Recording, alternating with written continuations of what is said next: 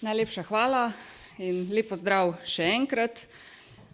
Takoj na začetku bi rada povedala, da smo skupaj ugotovili, da je delo, ki smo ga opravili do zdaj, bilo opravljeno dobro, da je bilo narejeno veliko, da smo uspeli z dnevnega reda dati besede trojka, pomoč in še kaj, da smo uspeli znižati obrestne mere. Današnji podatki kažejo, da so obrestne mere na slovenske obveznice celo pod 4,6%. Vsi smo se pa zavedali, da je to daleč od tega, da je dovolj. Ugotovili smo, da smo naslednji 2 leti pripravljeni za dobro Slovenije delati še naprej skupaj. Jaz lahko rečem, da je vzdušje v koaliciji dobro, da smo se pogovorili, kako mogoče nekatere stvari še izboljšati, da bo sodelovanje med vlado in poslanci oziroma koalicijo, ki je v parlamentu, še boljše. Tako da pomembno se mi zdi povedati, da se vsi strinjamo, da smo pripravljeni naslednji 2 leti v dobro Slovenije sodelovati še naprej. Naše prioritete, tudi tukaj smo se vsi strinjali, v tem obdobju so gospodarstvo, mladi, zdravstvo in absolutno boj proti korupciji in gospodarskemu kriminalu. Tukaj že v zadnjih 10 mesecih lahko ugotavljate, da ni več nedotakljivih in absolutno bomo s tem nadaljevali še naprej in v kratkem bo realizirana tudi naša zaveza na sestanku, da bomo po potrebi zagotovili tudi dodatna sredstva za dodatne ljudi in opremo, ki jo organi potrebujejo za še učinkovitejši boj proti gospodarskemu kriminalu in proti korupciji.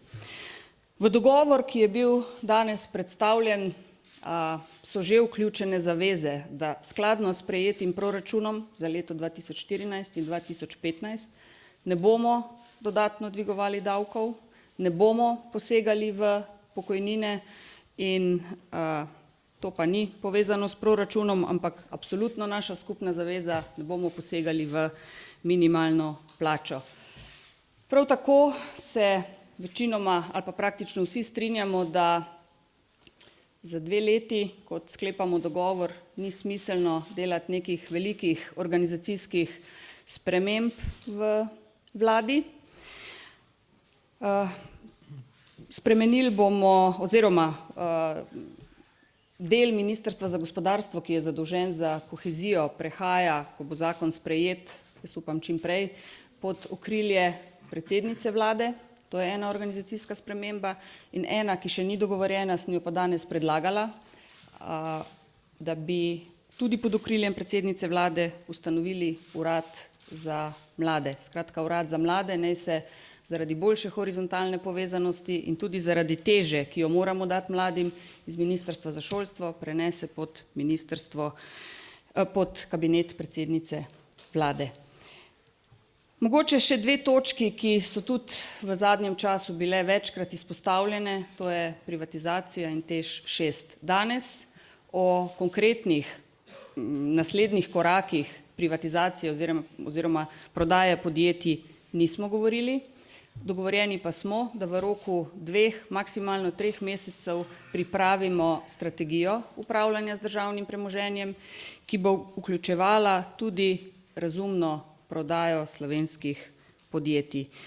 In kar se tiče TEŠ 6, smo dogovorjeni, da pripravimo zakon, ki bo omogočal več organom povezano delo, konkretno revizije in forenzične preiskave, da ugotovimo, kaj je tukaj šlo narobe, ker očitno je nekaj šlo zelo narobe.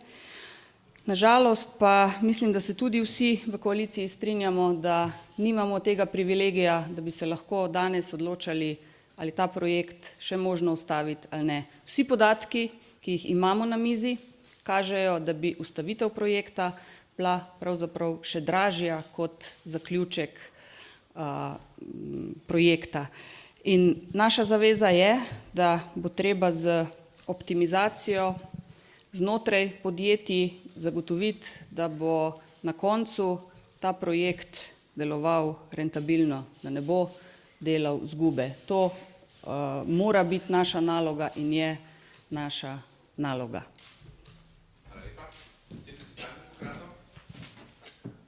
Hvala lepa.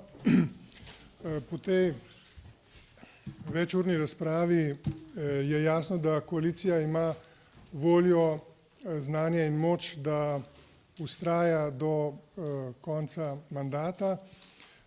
Ocenjeno je bilo, da je koalicija v vseh sestavih, se pravi tako poslanci kot vlada, opravila veliko delo, da smo na to delo lahko ponosni, ker je glavni rezultat tega dela povečanje kredibilnosti Slovenije v svetu, kar je najboljša popotnica tudi za bolj konkretne naloge v naslednjih 2 letih.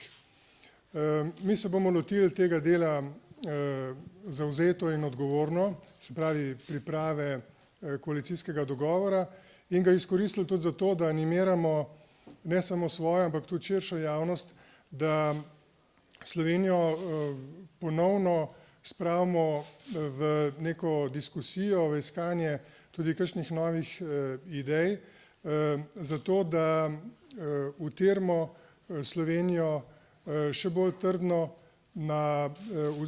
glede usmeritev, ki so bile tu že izpostavljene. Hvala. Hvala lepa. Slovenija še zdaleč ni na konju, s katerega je padla v blato. Imamo pa eno nogo že v stremenu in če bomo pravilno delali naprej, imamo vse šanse, da se zavihtimo v sedlo in da se v tem sedlu tudi stabiliziramo.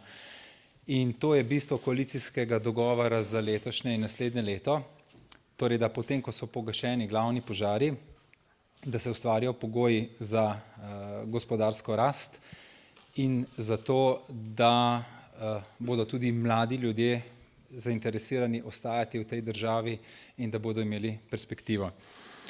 Posebej pomembno se mi zdi, da koalicijski dogovor na prvo mesto postavlja gospodarstvo in konkurenčnost gospodarstva, da je zelo jasna zaveza, da ne bomo dvigovali davkov, da ne bomo uvajali novih davkov, da tudi ne bomo dvigovali drugih dajatev.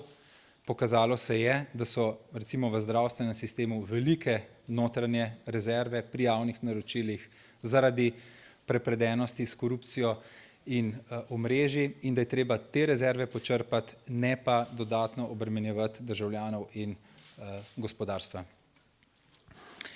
Posebej pomembno je tudi to, da je poudarek dan mladim.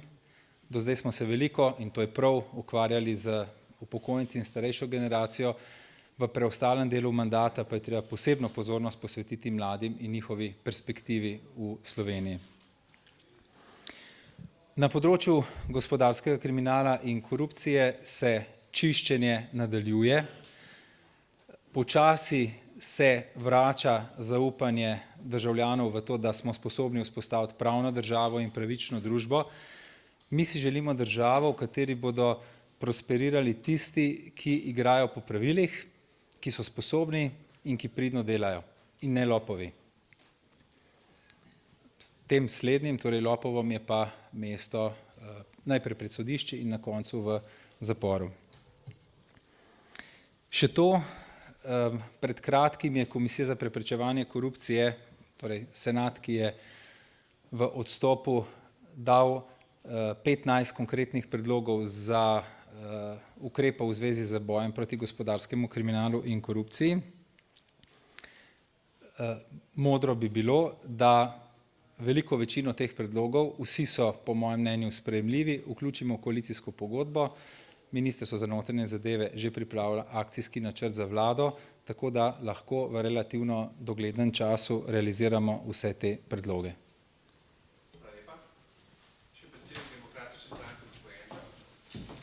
Hvala lepa. Ne bom preveč dolg, glede na to, da so predhodniki praktično povedali vse, kar se je dogajalo na koaliciji.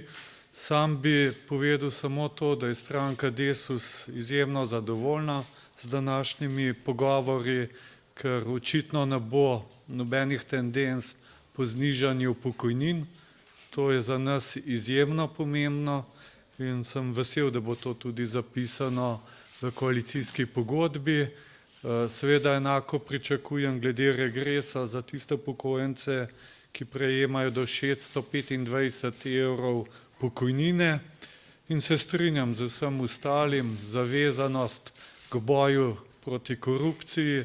Moram reči, da v funkciji ministra za zdravje vidim, da nas čaka tukaj veliko dela in da ne bo lahko, ampak jaz sem prepričan, glede na te dane zaveze danes, da nam bo uspelo tudi na tem področju. Mislim, da bomo povrnili zaupanje ljudi v to politiko, če bomo tudi upravili tisti posel, ki ga od nas pričakujejo. To pa je, da tisti, ki so nezakonito ravnali, ki so siromašili to Slovenijo, tako v bančnem sektorju, kot tudi po drugih sektorjih, da bodo tudi ustrezno odgovarjali za svoja dejanja. Toliko tudi z moje strani.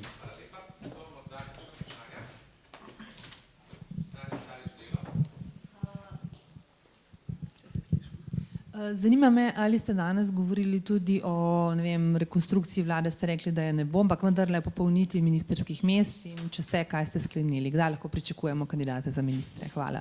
Ne, danes o tem nismo govorili. Jaz mislim, da je prav, da smo se najprej pogovorili in dogovorili, da smo pripravljeni naslednji 2 leti delati skupaj, in bom rekla, v čim krajšem času lahko pričakujete tudi popolnitev teh 2 pomembnih resorjev.